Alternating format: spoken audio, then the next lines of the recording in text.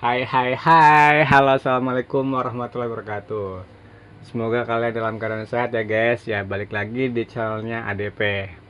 Jadi kali ini saya akan mengeksplor pengalaman saya, kegiatan saya di ATC atau Air Traffic Controller di Bandara Minangkabau ya. Jadi ini benar-benar pengalaman pertama saya berada di atas tower ya. Jadi saya juga pengen tahu dan belajar banyak tentang ilmu ATC. Nah, buat kalian yang penasaran, jangan lupa untuk simak videonya sampai habis ya. Dan jika video ini bermanfaat buat teman-teman, jangan lupa untuk like, komen, dan share ya videonya. Terima kasih.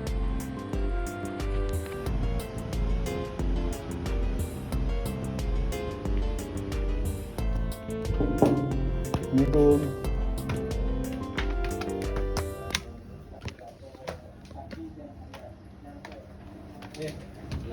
Mana masih terbang juga, kirain udah selesai 5 hari saya nggak masuk.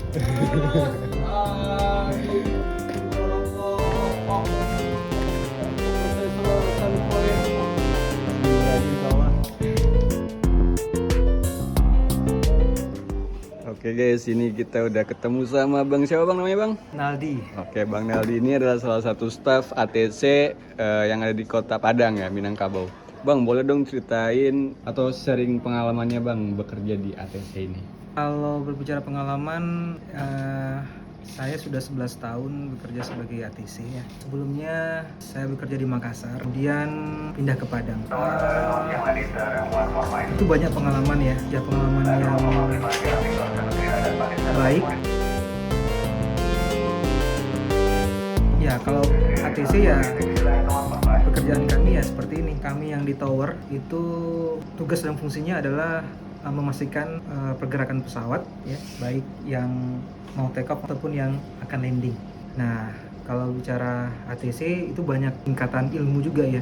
Nah, kami di tower ini atau disebut dengan aerodrome control ya, tugasnya itu tadi. Ada juga nanti ATC yang bertugas di radar. Teman-teman ATC yang bertugas di radar ya, dia melakukan pengontrolan dengan melihat ya mungkin itu dari segi pekerjaan ya. Oke Bang, lanjut.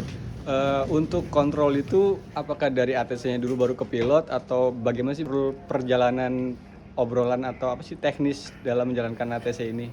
Ya, kalau kami nih di tower ya sebagai aerodrome controller, komunikasi awal dengan pilot itu terjadi ya ketika pilot pertama kontak ke kami.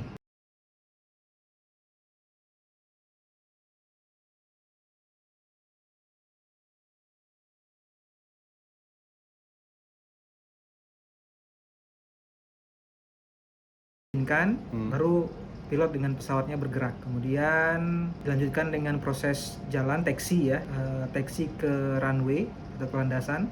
Nah, setelah nanti pilotnya menyampaikan ready untuk berangkat atau ready untuk take off, komunikasi tetap berjalin, barulah kami berikan clearance untuk take off. Nah, begitu juga untuk landing, sama. Nah, landing ketika pesawat sudah dikontakkan ke kami dari radar, kami nanti memberikan instruksi untuk landing di suatu bandara begitu, sampai nanti kami guidance atau kami arahkan pesawat sampai ke tempat parkirnya. Itulah tugas kami khususnya di tower ya, ATC. Oke Bang, menyambung tadi kan katanya Abang udah 11 tahun bekerja di ATC.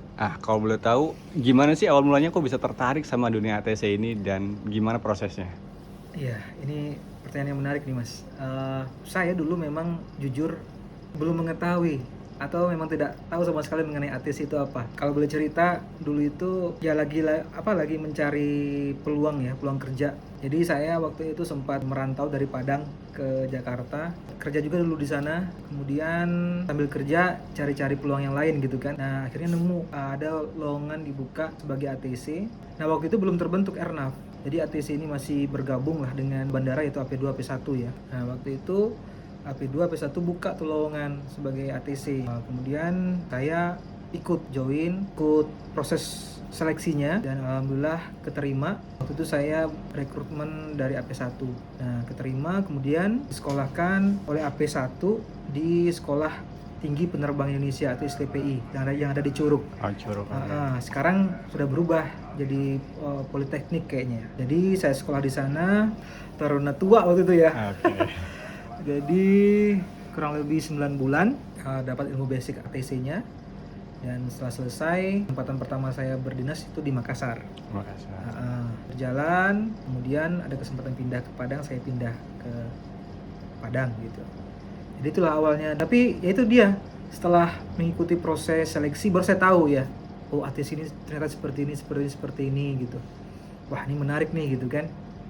Kita bisa ngontrol pesawat ya kan. Di sana poin saya jadi menyukai dan mencintai dunia aviasi gitu loh. Karena ya ternyata luar biasa ya, menarik, dan pekerjaannya ya seperti ini, safety first, karena yang kita kelola atau kita urus ini adalah nyawa gitu kan. Jadi benar-benar mesti hati-hati dan fokus dalam bekerja begitu. Oke Bang, saya lanjut ya. Lulusan apa aja yang bisa boleh daftar di sekolah untuk lanjut ke Airnav atau ATC ini? Kalau untuk menjadi ATC, sekolahnya gitu ya, sekarang sudah banyak di bawah Kementerian Perhubungan, sekolah kedinasan ya. Ada beberapa di Indonesia, Medan, Palembang, Curug, ya, ada di Surabaya, ada di Makassar, ada juga di Jayapura kayaknya. Ya, itu di bawah Kementerian Perhubungan. Kemudian apa syaratnya kan gitu ya? Karena ini ada suatu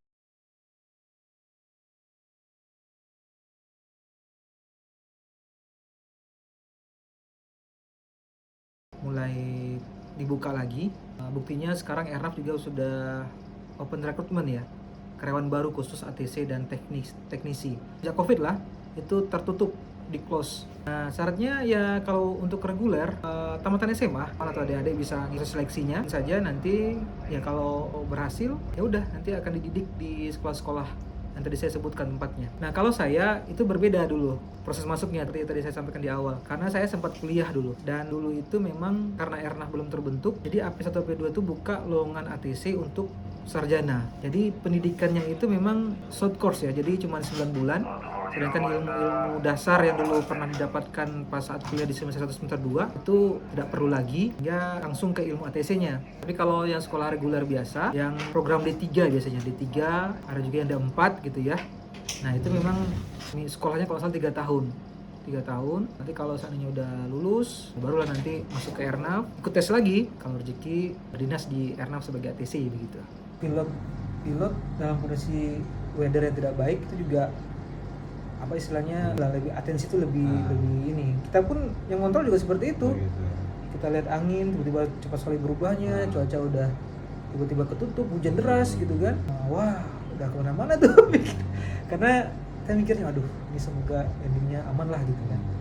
Yang apalagi kalau di Padang, itu kalau cuaca lagi jelek seperti itu susah diprediksi, karena tiba-tiba udah numpuk gitu hujan. Yang menarik juga kan di sini ada poinnya ya, poin dia masuk untuk mau landing itu kan. Nah, ketika baru masuk, baru mau belok, cuaca masih bagus nih. Maksudnya visibility masih oke lah. Kan ada juga standar-standarnya. Syarat visibility-nya sekian, pakai radio ini ada, dan itu ada. Nah, itu masih tercukupi tuh. Pas dia baru masuk, pas sudah di final, udah lurus nih, tiba-tiba ketutup, hujan deras. Visibility langsung drop kan, langsung below minima istilahnya kalau di ATC, di dunia aviasi itu below minima itu artinya di bawah standar. Sebenarnya nggak boleh tuh untuk pesawat landing. Nah, di sana tuh jadi ini kan, biasanya kami sebagai ATC nyampaikan ke pilot kondisi aktualnya sekarang seperti ini gitu. Nah, sudah below minima, hujan deras gitu kan.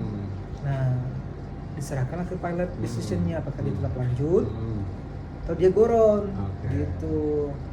Nah, biasanya sih kalau seperti itu dia goron, jangan dipaksa gitu kan.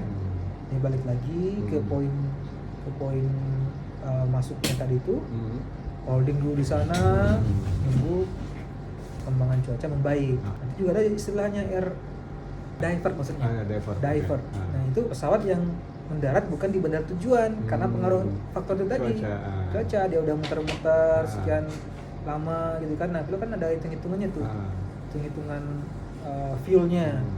Kalau dia tetap muter terus nih cukup nggak gitu kan, di bahasa Inggrisnya itu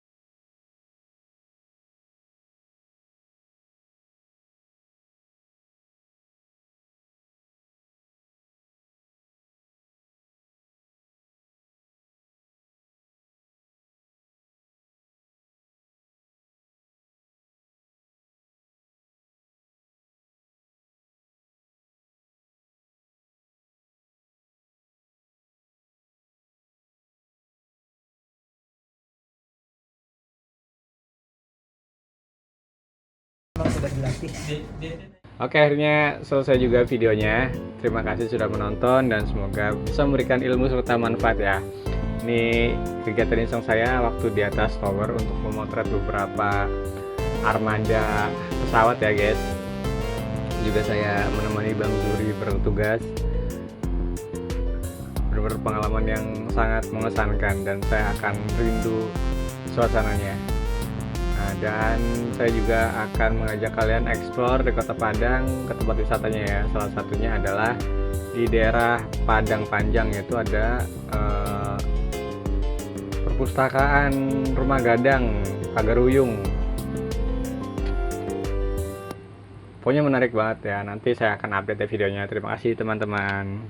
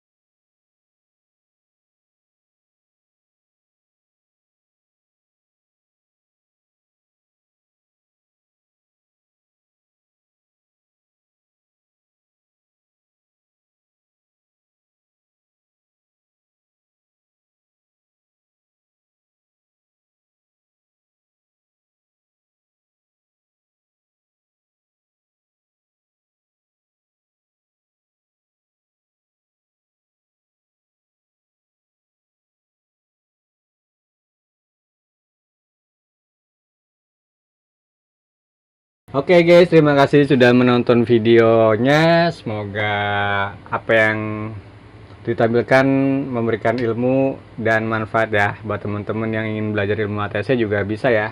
Tadi sudah ada beberapa sekolah yang direkomendasikan, itu ada di Kota Medan, di Aceh, Jakarta, serta Jayapura ya. Semangat terus untuk berkarir dan sukses terus untuk aktivitas penerbangan Indonesia. Kesempatan saya bersama Bang Zuri